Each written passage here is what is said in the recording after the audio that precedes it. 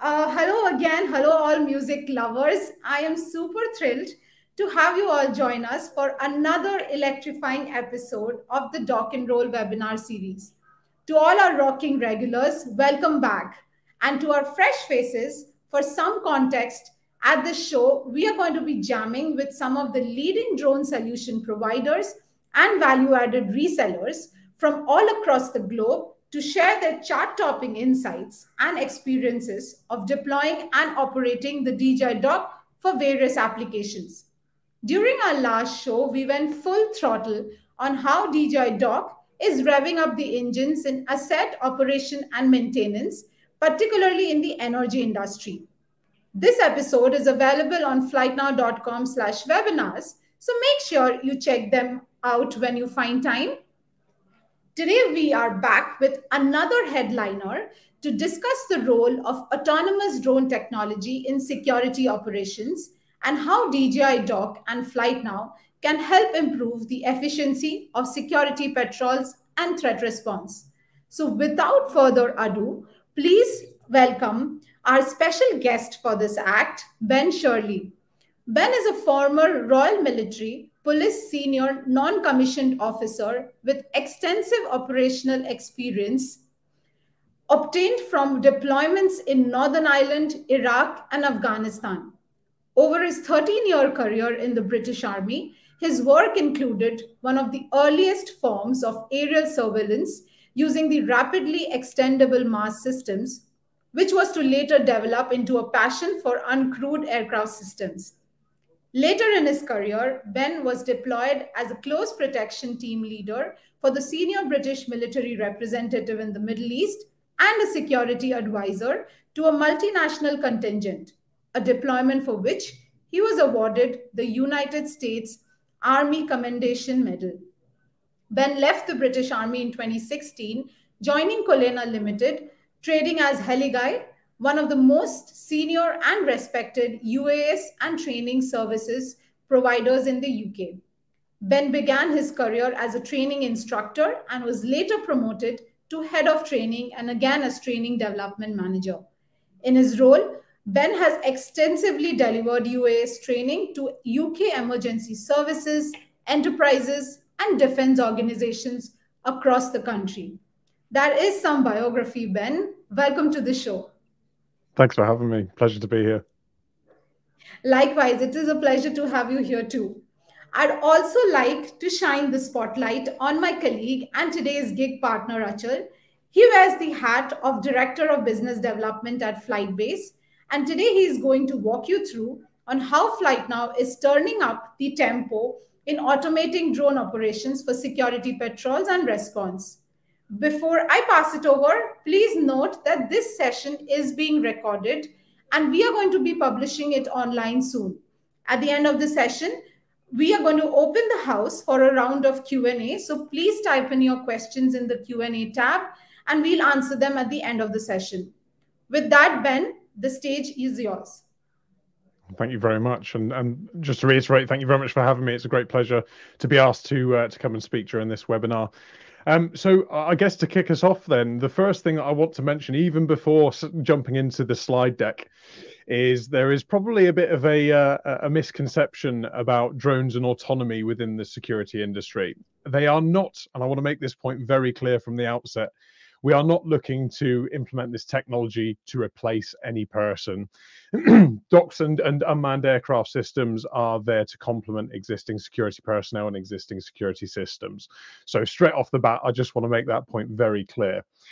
Second, just to jump in, for those who haven't heard of our organization before, even though the introduction was very clear, yes, we are one of the earliest forms of what we call now a recognized assessment entity within the United Kingdom, those that are privileged to be approved by the UK Civil Aviation Authority to deliver training. But there's a whole lot more to our business as well, including technical support services, counter UAS, research and development, and lots of other things. But we certainly, our history goes back a long way from our very early relationships with DJI. We've been instrumental in bringing them into the UK and supporting them throughout. So it's a great pleasure to have been awarded the first dock in the United Kingdom. We hold that in very high regard, and we've had a lot of fun and challenges with DJI Dock so far. So for those who haven't had a chance yet to explore the concept of DJI Dock, just a very quick walkthrough about the platform. So it is a ultimately robust drone-in-a-box solution which houses the DJI Matrice 30 series of unmanned aircraft. Integrated into the dock is a weather station, which includes an anemometer, a security camera, and also a rain sensor gauge.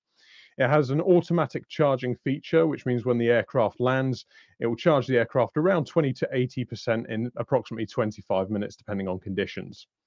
It's also very robust in that it can operate in temperatures down as low as negative 35 degrees up to a height of 50 degrees.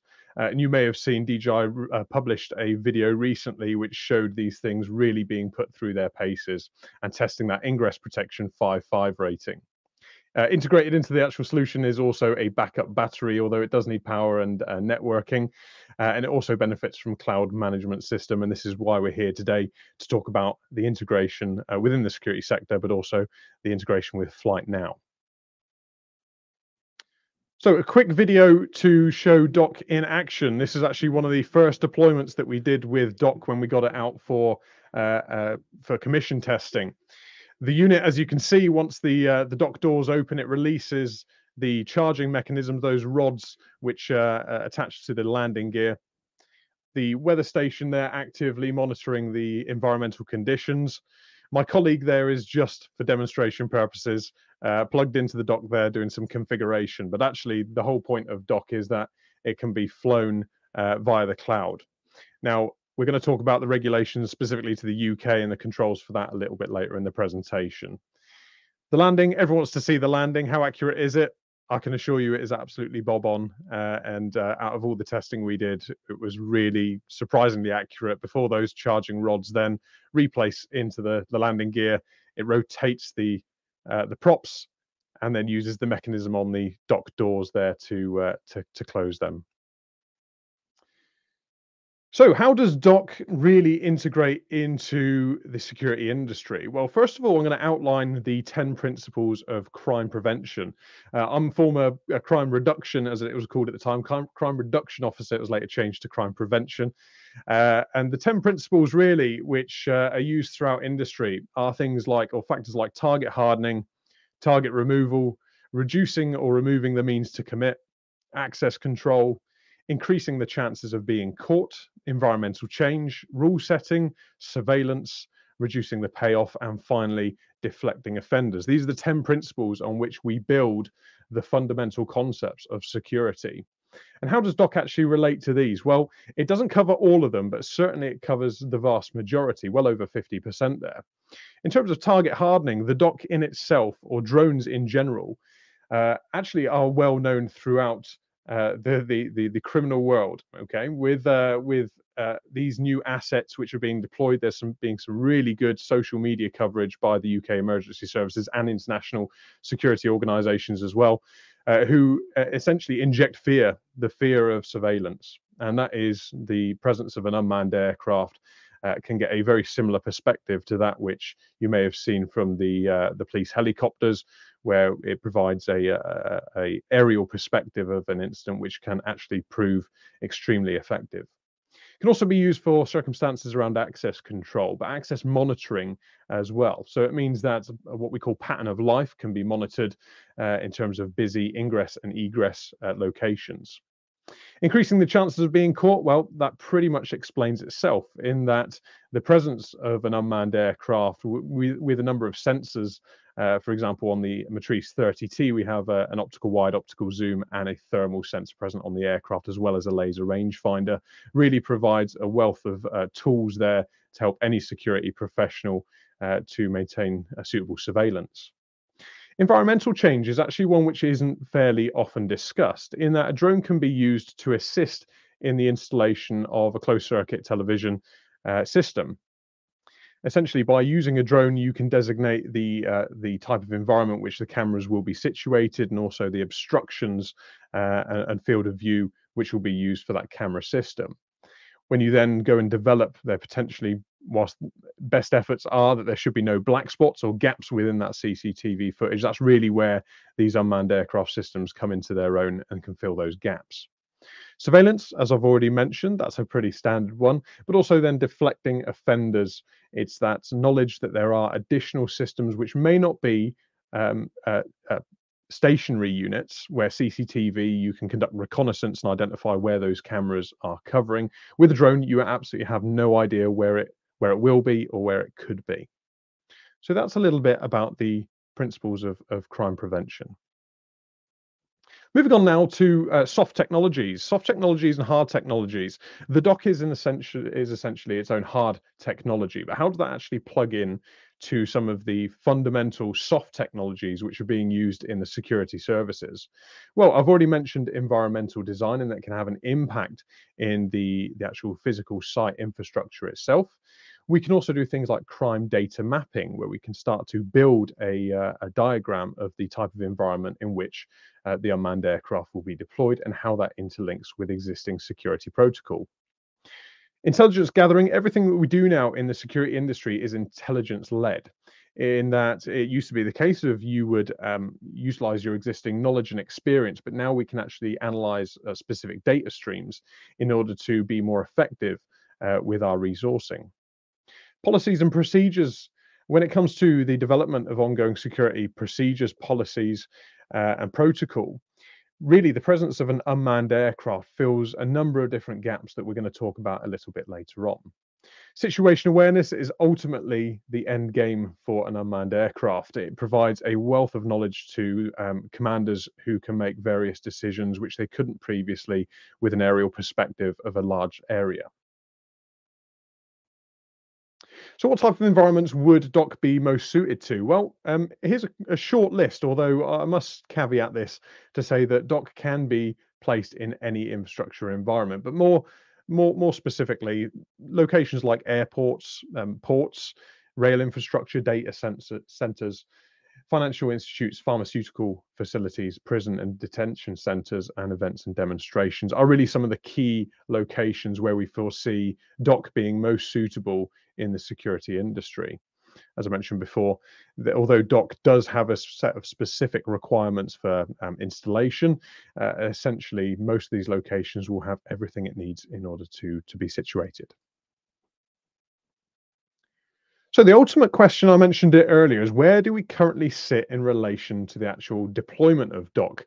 Now, I have to apologize. I'm going to speak very specifically about the United Kingdom because that is my specialist area, although a lot of this does apply intercontinental as well. So the efficiencies which can be saved from automation are very much well known today. Essentially, the presence of technology in a variety of industries, everyone recognizes the efficiencies that could be saved. But where we sit at the moment in terms of autonomy and automation actually is relatively low. We don't yet have the full picture of the efficiencies in which these sort of technologies can truly benefit us. Where we currently sit is between automation and autonomous. The difference being the level of involvement of the human element. Where we sit in highly automated is very much a process where the individual is responsible for loading data and controlling the flight of the unmanned aircraft whilst it's flying on an automated route or mission. The remote pilot, the individual who's monitoring that aircraft, is still very much in the loop. Where we hope to be in the future is very much a level of autonomous operations. Now, this is where the system and the technologies will integrate into a variety of other systems and sensors in order to determine its own flight path, whilst maintaining the same level of safety which we currently enjoy with a remote pilot on the sticks.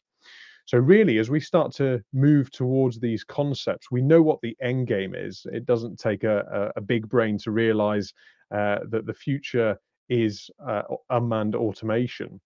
And so I'm sure we've all seen films like Back to the Future, where the skies are full of these machines doing various jobs and missions, which probably go from the very mundane to the very complex. And we started to see a lot of that come into play already. But the regulation which surrounds that is really about learning the lessons in order to get us to that end game. And it's not an easy task. So what type of operations can we achieve with Dock? Well, bearing in mind what I've just said, autonomous sits right at the bottom there. But Dock And the FlytNow software enables a range of different types of operations which can be conducted. Now, these range from automated, and you'll note after every single one of these, there is the word monitored, because they do currently need to be monitored. The beyond visual line of sight requirements are still very much in the evolution phase. And so at present, certainly here in the United Kingdom, the presence of an unmanned aircraft does require, for the majority, remote pilots remain visual line of sight and also have the ability to intervene in the flight at any time. So the automated side really comes down to the different types which can be conducted, either via pre-planning an operation while supervising it, manual control, which involves the command unit physically being present there. You can also control the aircraft via the cloud, and certainly via FlytNow enables, and I don't want to tread on Achil's toes here about his discussions around the software, but you can also have hybrids of the two, where relative control remains automated via the software with manual intervention capable. We also have automated AI, and I want to just delay answering or speaking about that one just for a couple of slides, because we're going to delve deeper into that one. So how can Dock actually be used for proactive site security planning? Well, as I've already mentioned, the field of view assurance and CCTV blind spot management is really one of the functions, one of the key functions to the early establishment of Dock and the unmanned aircraft on a site. It means that when establishing a new location, such as a construction site, for example, these mobile CCTV cameras, which are normally loaded onto vehicle trailers, can be adequately positioned in complement to the system. Obviously, it costs a lot of money to hire these systems and the infrastructure which is required, and also the constant evolution of a construction site means you constantly have to make these adjustments and conduct additional planning into the site security plan. The proximity or the location of an unmanned aircraft can stay relatively static. However, the unmanned aircraft obviously can move freely around the site and fulfill any gaps that are created.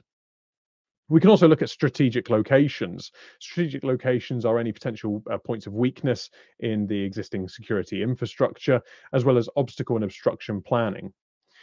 When it comes to compliance and privacy, obviously this is something that does need to be considered. Certainly the proximity to locations such as residential estates is still a concern for many individuals, especially when it comes to any sort of CCTV systems, and that includes the use of drones. We can then start to look at how we can actually use the drone in a defensive manner by designating things like patrol routes and the regularity in which they're conducted, either in a covert or overt fashion. If you can imagine, it's quite easy if you were to schedule a drone to conduct a predetermined mission flight around a site. It can quickly be identified that every day at 3 o'clock, that drone's going to take off, do a couple of flights around the circuit, and then land and begin its charging cycle before doing that over and over again. So it's really about using this technology in a manner which is still very much aligned to the rest of the security procedures that are in use throughout that site. It can also finally be used for incident response planning. Obviously, major incidents do occur, and there's always a plan on what to do in the event of those incidents occurring. The drone can be used not only to monitor the incident itself, but also as part of the pre-planning, the work that goes in ahead of that to ensure that the policies in place are suitable for the type of site that the system is going to be deployed. I do apologise. I just had a notification pop up. I'll turn those off. So perimeter security, of course, most people think of perimeter security. Yep, the drone will fly around the perimeter of the location. But how exactly is this beneficial? Well, as I've already mentioned, proactive patrols have that dissuading effect on those that will seek to breach the security. We can also conduct regular and irregular patrol patterns, whereas the time is defined well in advance, right through to a dynamic patrol. And that, again, I don't want to tread too much on toes for the future of what's to come on the software side, but certainly that is a consideration factor with any security personnel: the regularity of the patrols and exactly the order in which they are conducted. You'll also note that in some circumstances, security personnel do have to conduct a patrol assurance, whereby they might physically scan an infrastructure tag to not only validate that they have checked the piece of infrastructure for security, but also that the checks have been done and record that for audit purpose. Well, obviously, the benefits to using an unmanned aircraft is that all of the information, the flight route, the times, are well recorded within the software and can be recalled via the cloud by anyone at any time, as well as, of course, live monitoring. Drones can also be used for infrastructure assurance and condition monitoring. So whilst they are primarily there for detection of intruders, they can be there for asset assurance. So making sure that things like security fences are still very much intact, and that security infrastructure is in a good condition, including other jobs which can be performed simultaneously. We can also use them for asset accounting. One of the major concerns with any site is the theft of any infrastructure, any equipment that's going to be used. Certainly, when we talk about construction sites, it's a common occurrence where things like copper wire, for example, will quickly go missing if it's identified, because it's high value and it's often left unattended even during hours of darkness. So the presence of an unmanned aircraft can be used for that purpose too, where it can physically check that the asset remains in place, untouched, and prevents thievery. Finally, the ground sign capability as well. There's what we call the unseen perspective, whereas a person who is conducting a foot security control, security patrol, might not necessarily be able to see anything using non-visible light, whereas a drone can use the thermal camera to identify potentially a person who is lying in wait to wait for the security patrol to pass before then attempting to break in. The presence of the drone and the thermal camera, it actually loans itself very well, because, for example, a person lying on the ground, and if they move positions to a different location, they can actually leave quite a unique thermal heat signature behind, which the drone's thermal camera can then pick up on. So that's just a couple of examples of how it can be used for perimeter security. So what are the specific benefits of using this sort of technology versus that of standard unmanned aircraft systems? Well, to do with the responsive nature of Dock, we have, it's a very simple concept. Dock takes off from A, it flies to C. It's very efficient. It does that in a very straight linear flight path if desired, or alternatively, a very bespoke polygon flight can be enabled. Security personnel, however, they of course can go straight from their location to the scene, A to C. However, what we do expect is that by placing personnel into a security situation, it is of course of a higher risk by comparison to that of deploying an unmanned aircraft. How that differs from those that are currently using unmanned aircraft, of course, you need to get the individual, the remote pilot, the security individual, from their current point to the launch point where you're going to take the aircraft off, and then of course the aircraft then needs to transition to the scene. So by cutting out that middle position, we can increase the efficiency of the response quite dramatically. So some of the existing systems which are integrated either into the unmanned aircraft itself or into the software, the FlytNow software is extremely good at some of these. Others are, I believe, still to be integrated. But essentially, person detection using the optical sensor and likewise with the thermal sensor provides the ability for the user operating via the cloud to potentially obtain data which they may not be. Or which may not be specifically visible to them.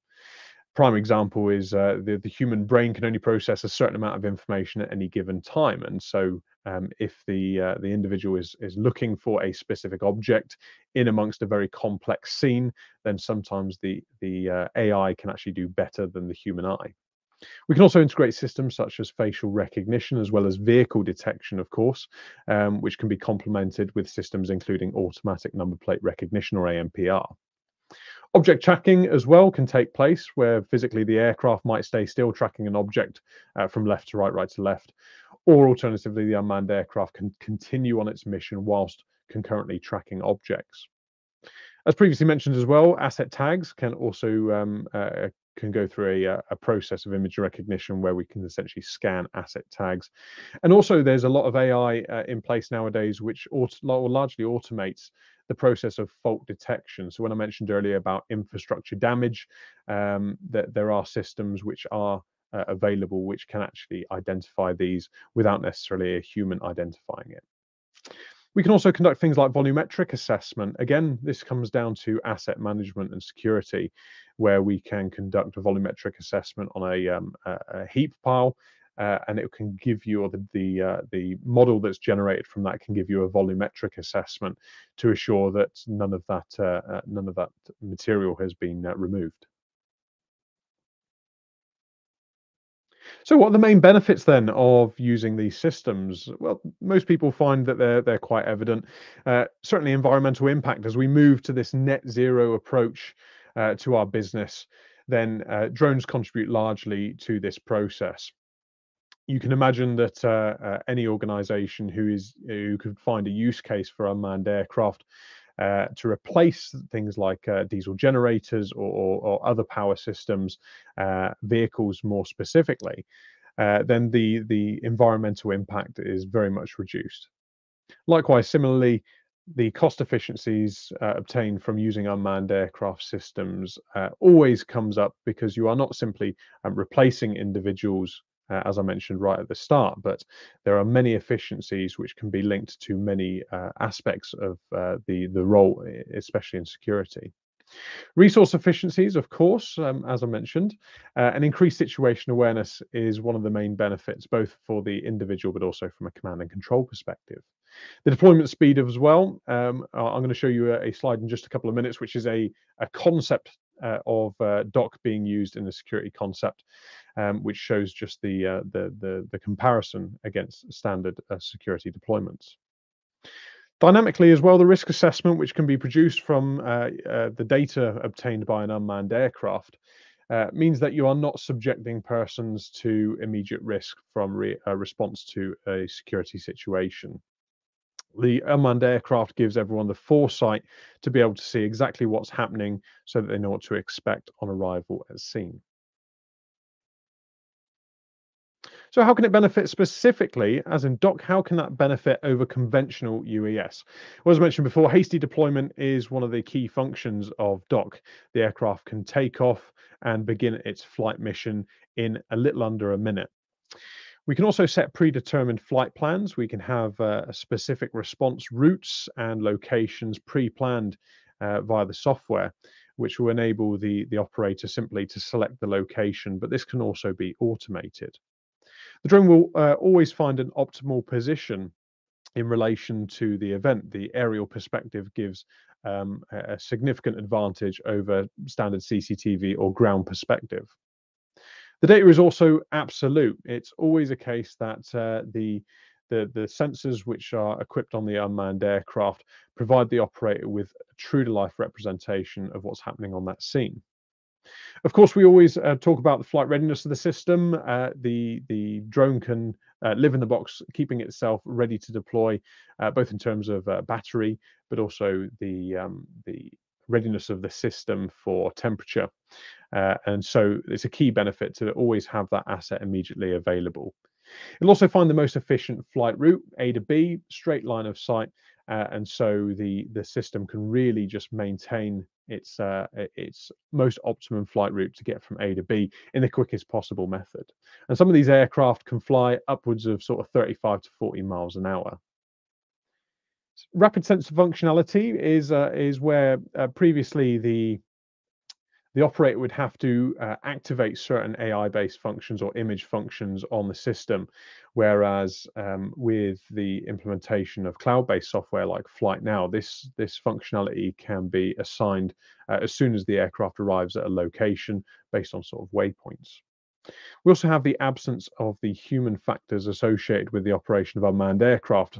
We know with security personnel, this human element of the system can start to depreciate as a night draws on. We start to suffer the effects of tiredness, which will result in less than optimum human performance, whereas these systems very much using these automated functions and systems can very much alleviate that. So before I finish, I just wanted to bring up a conceptual case study for this conceptual site, which just shows the workflow associated with what happens in the event of a security incident. So in this example, an alarm has been activated, which is linked via API to the FlytNow software. Once that location is fed into the software, what we can start to see is the system ready itself and load that data into the machine, then getting the aircraft ready to deploy, loading that mission in before the aircraft then takes off. It will then fly a straight route to the location of the incident and arrive on scene, during which time security personnel can begin to make their way to the system. So by comparison, on average, a response might take 3, 4, 5 minutes.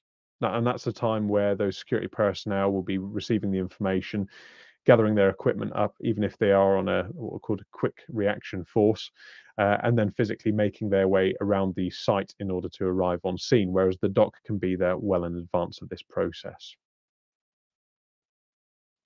So that brings me to the end of my section. Thank you very much for listening, and I'll welcome any questions towards the end of the webinar.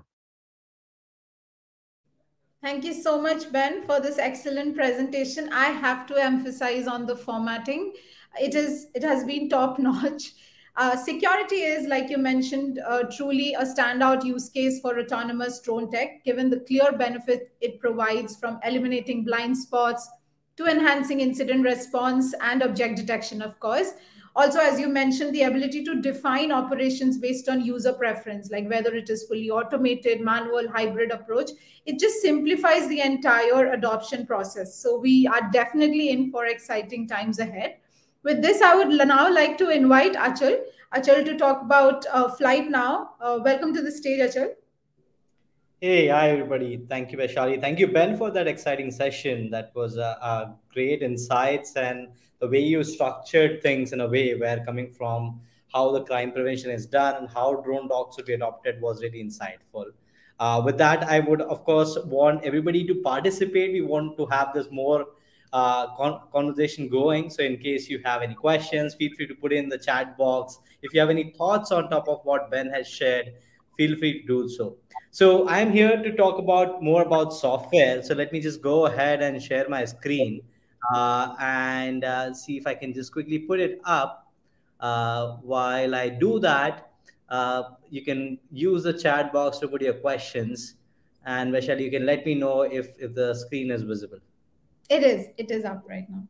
Okay, great, great. So, yeah, let's talk about the aspects of software which are required to deploy these docking stations specifically for security use cases, as well as the things that we have been seeing in the industry, where how people are adopting these different drones docking stations for security use cases. So, this is where FlytNow as a software platform comes into the picture, where enterprises who are looking to automate their security have assistance to their security personnel, reduce their risk, danger. One gentleman rightly pointed out in terms of avoidance of unplanned encounters with intruders. This is where a software comes into the picture, where you can have all that real-time situation awareness. So we're going to talk about that in upcoming slides and how FlytNow is enabling all of that.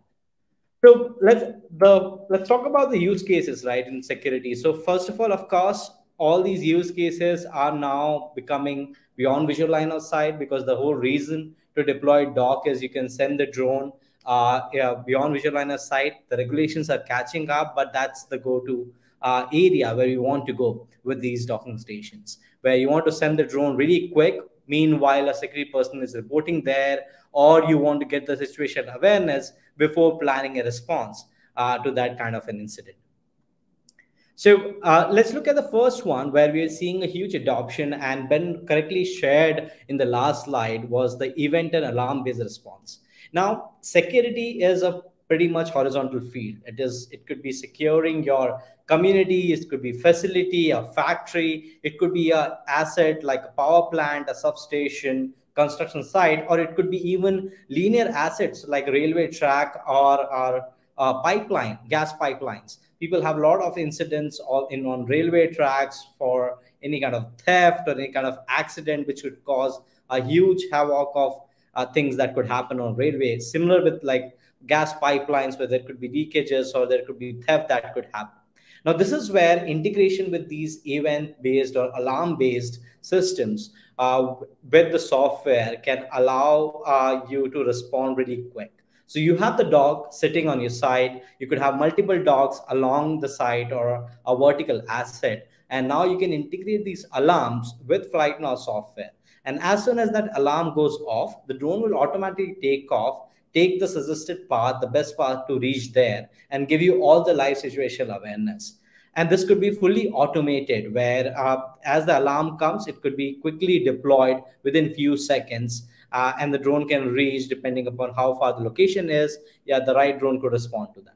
So alarm based triggers are, of course, has been one of the expensive things in the security industry, because even if you look at a lot of bigger sites or bigger assets, there are compliances where you would have to respond to these alarms in a given time, and it takes a huge amount of effort or resources. You would have to send right people, have vehicles ready, and of course you have to pay them up and make sure that they are able to perform in efficient way. Now with the dogs, it becomes really easy because the drone reaches there first, and now you can plan your response according to that. How severe is a damage? How dangerous it is, right? Where is it is safe to send a unarmed human there, or you need somebody special from police department to go there and train to respond to that kind of threat. So alarms are something which would become very common with dogs. It is already becoming in one of the top use cases where you can respond to that really quick with the docking station, which was very difficult with just the drone and a pilot, because then you cannot have pilot on the standby all the time, which is practically not possible.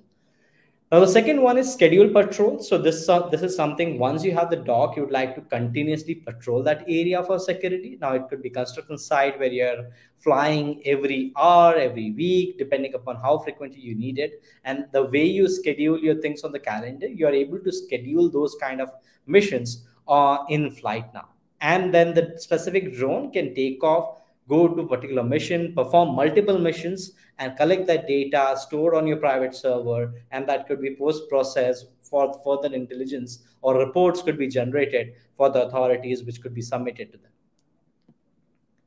So as I was currently explaining, just explaining about how it works, where there could be CCTV cameras, there could be alarms, that could be alarms in a way where there are motion sensors, that could be fiber optic running, which is maybe just listening to the sound. There could be acoustic sensor, it could be vibration sensors. Different sensors are being deployed in security industry, and these are pretty much common. Depending upon what infrastructure site you have some kind of sensors, cameras, AI detections already there. We can integrate with that system. As soon as the alarm comes, as I said, the drone could quickly respond to that. And in your video management system, you can get all the updates through the API integrations, which we're going to talk about in the coming slides. So let's take a quick look at this quick video, which demonstrates how FlytNow performs in terms of getting alarm. So what you see here, let me see if I can pump up the quality a little bit so you guys can see it more clearly. We would, of course, have this video online, so you can always go back and refer. But here you see the alarm dashboard on the right. And you can integrate multiple alarms on your side. You can set a manual response or an automated response. Manual response will just give you a notification, and then the remote operator would have to send it. It is totally dependent upon the regulations, what is allowed in your geography, but it could be fully automated as well. And as soon as that alarm comes in, you'll see the notification real quick. So you can see the notification coming there. We have the drone live on the dashboard. And now the drone would be launched, or you could also have a manual intervention to abort it or send the drone, depending upon what kind of situation you have or the SOPs that you have for that site. And the drone would quickly take off from the dock and go to that location. You get the live situational awareness. You can, of course, take the manual control to move the drone there, zoom in. It's being recorded and stored, so you have all the forensics or the data available to review it later. And once the mission is done, the drone would come back and land. So this could be done with a fleet of drones as well, not just one drone and dock. Yeah, depending upon your size of the site, this could be planned in such a way. So, and once the mission is done, as I was talking about, you can have the entire mission logs. So you just can check where it flew and what was location, and get all that data here. So let me skip that part and we can go to the next slide. In case you have any questions, feel free to put it there. Happy to take after the presentation. So now let's move forward to the next bit, which is related to the BVLOS aspect we just touched upon, where we were already deploying these systems. We, of course, have a bouquet of all the tools which could help you get BVLOS waivers, and our team can assist you with that. Let's look at more apps and integrations in terms of the security industry. How these ready apps, one of the apps we just saw, like alarm integration apps, but there are extensive APIs available to automate the workflow. And then we'll talk about the next two topics in the coming slides as well. But let's jump into the apps and integrations. So one of the most popular one is integration with a video management system. All the organizations that we have spoken to who are adopting drone dogs already have a system where they are managing their CCTV cameras, they have video analytics, they have alarms, cameras, encoders, sensors, things that we have been talking in the few previous slides.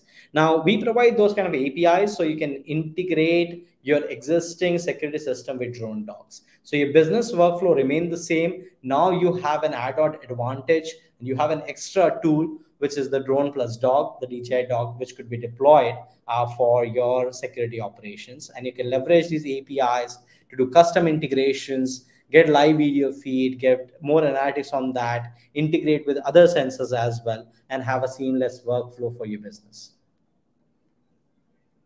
I'll quickly show you a quick video here. So this is a quick demonstration with a popular software called Milestone X Protect. So it's primarily used by majority in the market in terms of security. So here is a concept demo where you can get the live video feed, you can get the basic controls also. So there have been a lot of customers who have been asking that, hey, we already have an interface, right? We want to use that. Our security personnel are trained on that, and we don't want to have another training done on some other software.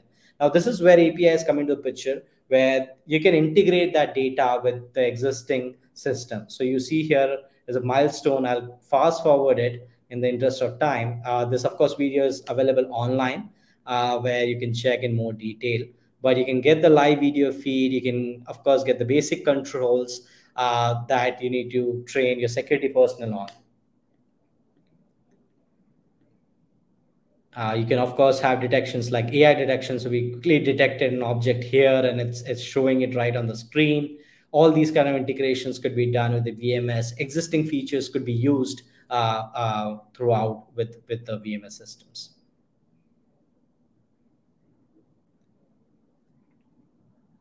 And of course, you can get all the thermal video camera feeds. So if you're using something like an M30T, which has a thermal camera, you can get those things. When if you're flying in a dense area or it's a nighttime kind of flight, you can get all of that. There have been few other drones which support loudspeakers as well. And you would have, of course, those integrations coming with DJI Dock as well in the future. So you'd be able to speak through a loudspeaker, either a pre-recorded message, or you can speak live. You'll quickly record and replay that so you can broadcast an audio to that particular area. So let's move on and look at the next one. Now, the other app that everybody has been talking about is I'm flying the drone, but of course I can't keep watching the video all the time, right? I could be flying multiple drones, and then I want the system to tell me what it is detected. So we've been working on the AI detection app primarily for security to detect people and cars. So in where that particular person should not be there or that vehicle should not be there, the system can track that and notify and keep that in logs. Now it helps again a security personnel while reviewing like tons of the videos where drone could be flying every hour. They can review and get that specific data where if something was noticed at that particular date, time, location, in that particular video or in that flight that drone took. So object detection is on the way where you can have those kind of integration done. We have been already deploying that for few enterprise customers. It could be also configured with your own AI modules. So of course, being a platform, we provide again those APIs where you can integrate any specific applications that you have been already using. A lot of security folks, public safety folks use license plate recognition, or they have specific apps that they have been already using to secure their premises. Those could be integrated as well through the APIs. Now let's jump to the main part again, the data security and compliance, right? So we spoke about how we do security, but where is your data, right? It is really, really critical because it could be very, very sensitive for a lot of customers. They could be in a very situation where the data cannot even go out of their premises, right? And how are we ensuring that? So next two part are going to talk about that, the data security compliance and the on-prem private cloud option. So the first one is, of course, the standard solution that we offer is meeting the industry compliance. So the compliance is underway where we're going to be SOC 2 and ISO 27001 and the GDPR compliance. So you'd have the industry standard compliance available. Plus you have all the control over your data. So we ensure that the data is stored on a private cloud. Even in a standard offering, you can integrate your own Amazon Web Services bucket where the data would be directly stored in your AWS account, and you can of course choose your own AWS storage in your own country or the nearby region where you're located. But of course, as the enterprises want to scale and they want more flexibility, there are more options available for them to deploy these different drone docking stations. Now, let's talk about that in more detail. And this is the last bit I want to focus on in this webinar. So we spoke about the security use case. Now we're talking about the data security aspect of it. But these are the flexible deployments options that we've been giving to our partners, to our customers as they want to deploy these DJI Docks. So first one that we've been seeing is a multi-tenant option. We'll talk about that. There is sole tenant options as well available. We'll discuss more in the coming slide. We'll talk about the on-prem hybrid, which is the best model to go for larger enterprises and folks who have been using cloud services, but in a more secure way. They have been going with this. And then there is, of course, an air gap system, which comes with the limited functionalities, but then it is for the customers who want a really air gap system where they don't want to access internet at all or very less internet available, and they want an on-premise kind of a deployment in total. So let's go to multi-tenant one and let's see some benefits and comparisons. So it could clear a better picture for you or for your customers. You'd be able to tell it much better. So the multi-tenant is very common. Any cloud solution that you use today, right? Maybe the one you have just logged in right now to see the webinar, or you use a Zoom call or something, you've been using a multi-tenant solution.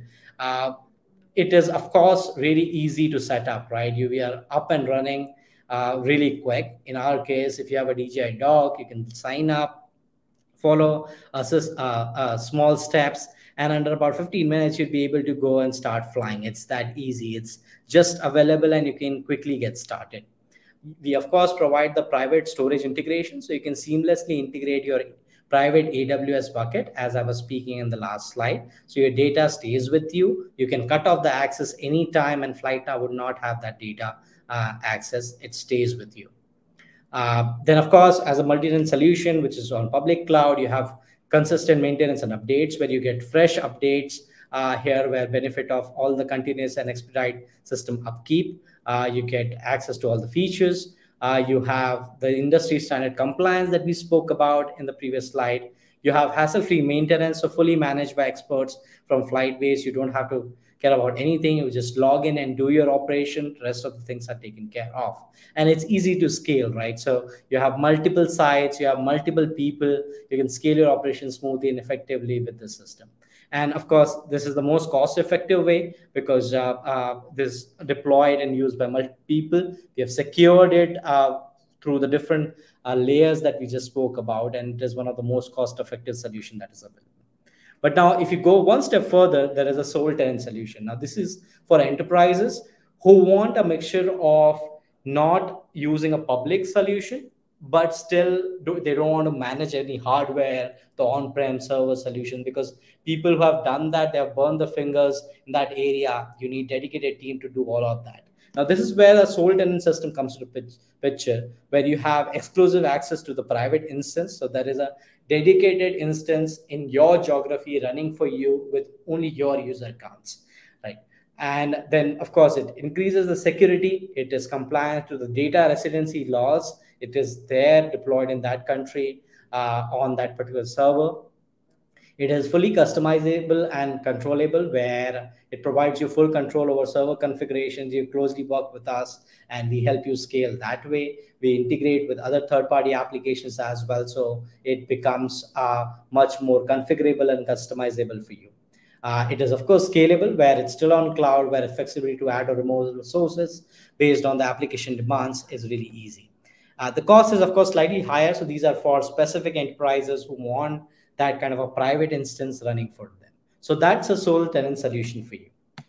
The next one is on-prem hybrid. Now, this is where it starts getting more and more on-premise side, where you need to have a hardware on your site and you need to maintain that. Now, when I talk about hybrid, of course, this is something that all the SaaS solutions do in the market in terms of on-prem, where your metadata, public metadata account data stays on a public cloud, but all the critical video data, right, the imagery data, the video data, flight data stays on your local server. So you could have your own private server, and of course that would provide you the highest data privacy with the live video streams. Media data stays within private network and never goes out. The latency reduces, of course. The other two solutions offer you ultra low latency, but this even goes to a top notch because you're not using cloud, you're using your on-premise server to get the data. So for very critical operations like traffic monitoring, or where you cannot afford to have any kind of a delay or any kind of a low time, this is the solution which is really useful. You of course get better streaming quality. So same way, the way you're getting latency, you're getting better streaming quality and precise. Well, really crucial for precise operations like reading the license plates and smaller characters and stuff like that becomes really easy with such kind of option. And then of course you have more data control over sensitive information, where it is the video imagery data is staying on premise, it's not going out.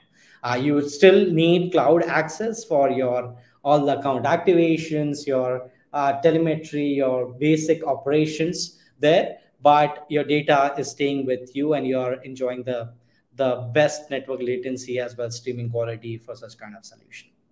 Now, the last but not the least, of course, is the air gap system. Now, this is something has been designed for organizations where they have a dock on the rooftop and they're just sitting in that office. They are not sitting remotely, right? They're just sitting there and they want to get access to that kind of a data just in their office. Now, this is where they would need to have the entire on-premise servers running in their office, and the system would be deployed there. And then, of course, it provides all the benefits of latency, delay-free. You're not dependent on the cloud.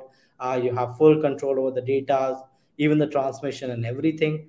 You, of course, need an in-house IT support because you need to maintain those servers and ensure that everything's going great. So this is only recommended. The last two offerings are only recommended for the enterprises who have their own servers, have invested money to install that, as well as have IT specialists to handle that kind of stuff.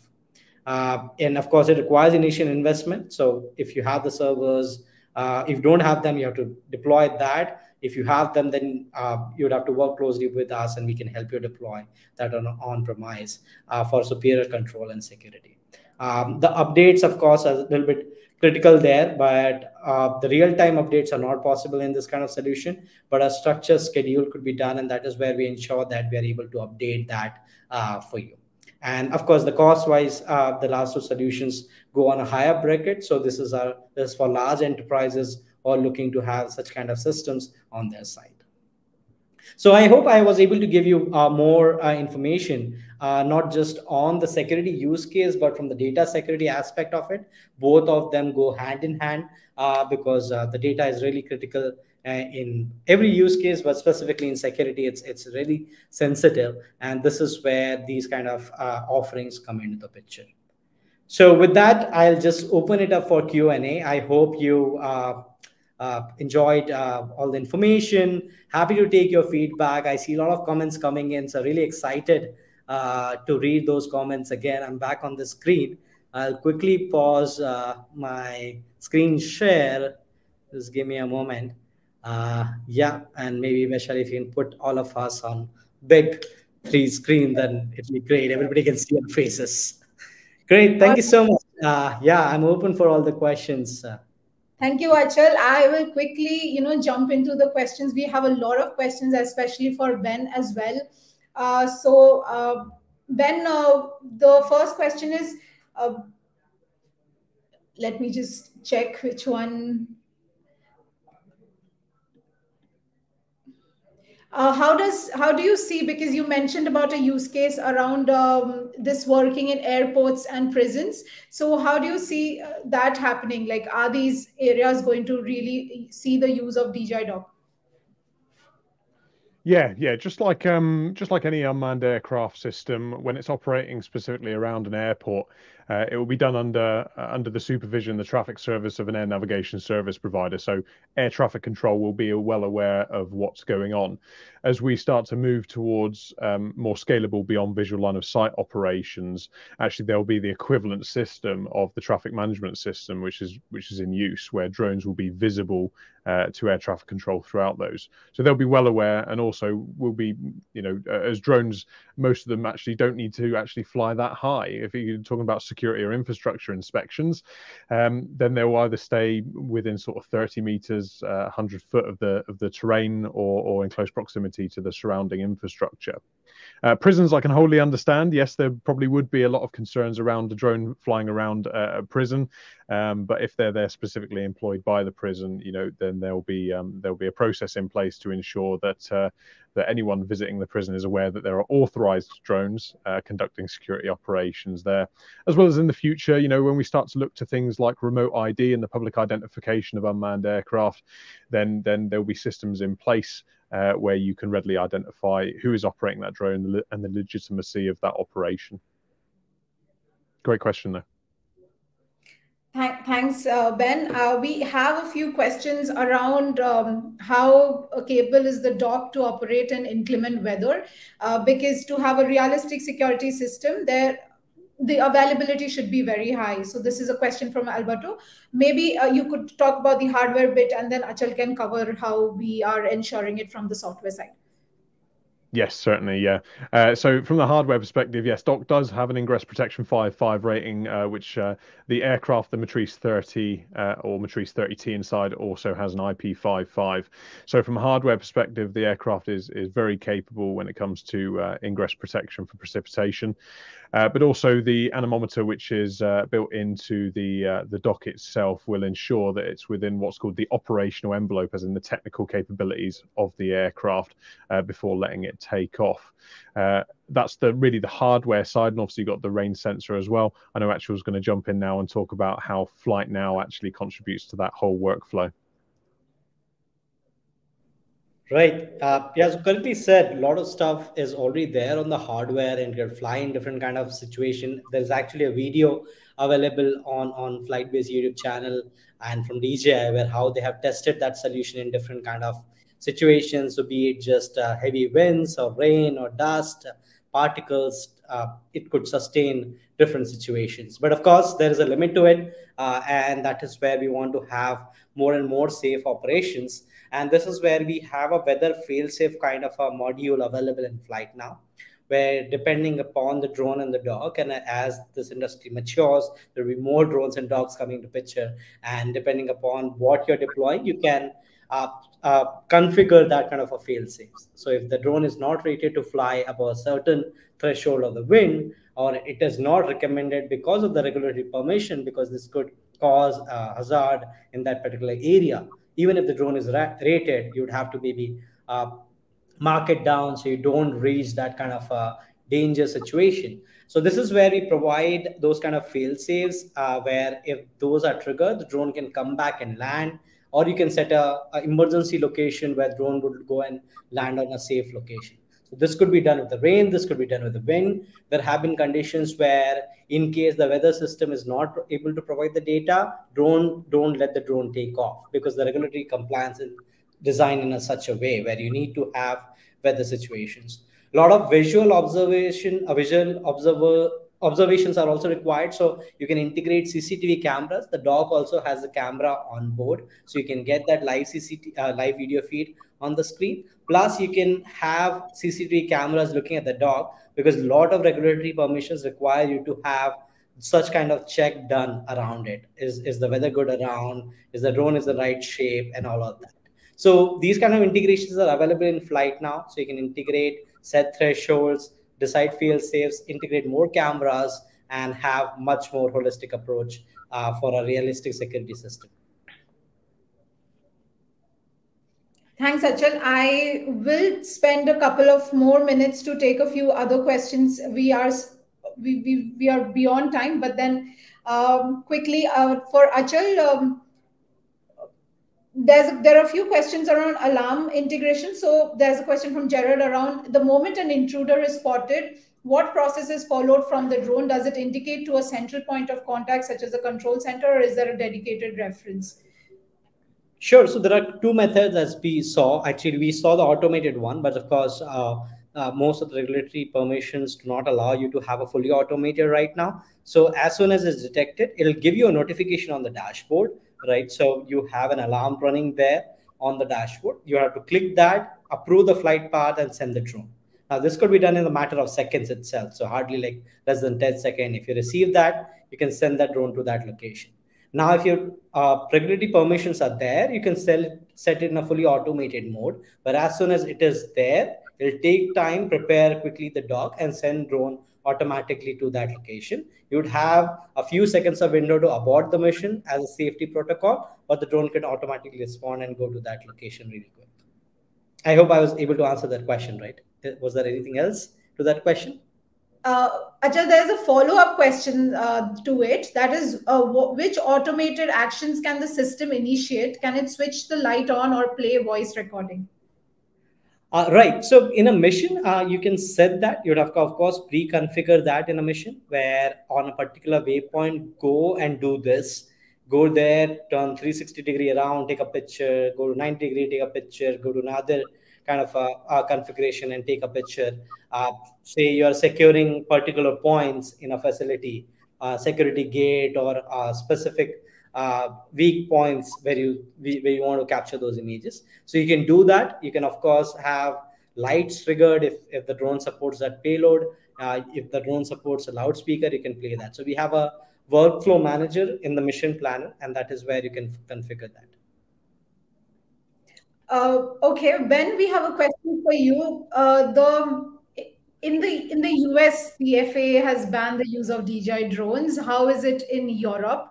And is there a risk of it being banned in Europe as well? So no, at the moment there is no bans in place for any DJI equipment.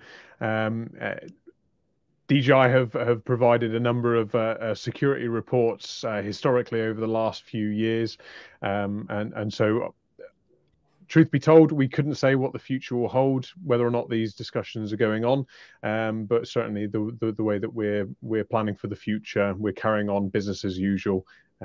Because at the end of the day, it's one of those factors where it's going to be discussed by organizations, security services, and governments rather than sort of at the lower level initially. All right. And Another question is around the maintenance of the DJI Dock, especially with regards to battery care. What does it look like? Yeah, so the maintenance schedule for Dock isn't yet publicly released, but we ourselves, as a reseller, are currently undergoing training for the Dock maintenance. So we can do maintenance in situ with DJI Dock, everything from routine servicing, repairs, and maintenance. So for users who are concerned about having to box up Dock and send it back for any repairs, absolutely not. We can repair that and do all the work we need to in situ.